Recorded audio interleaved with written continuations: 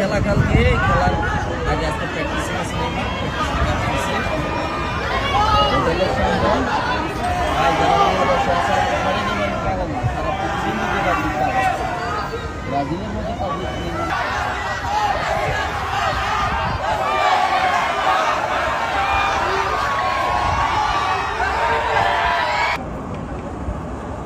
নেইমারের ভক্তরা 2 দিন আগে থেকে আয়শা হোটেলের নিচে আশেপাশে রুম নিয়ে অপেক্ষা করে যে নেইমারকে এক মুহূর্ত দেখার জন্য বা একটা ছবি তোলার জন্য। অনেকে ব্রাজিলের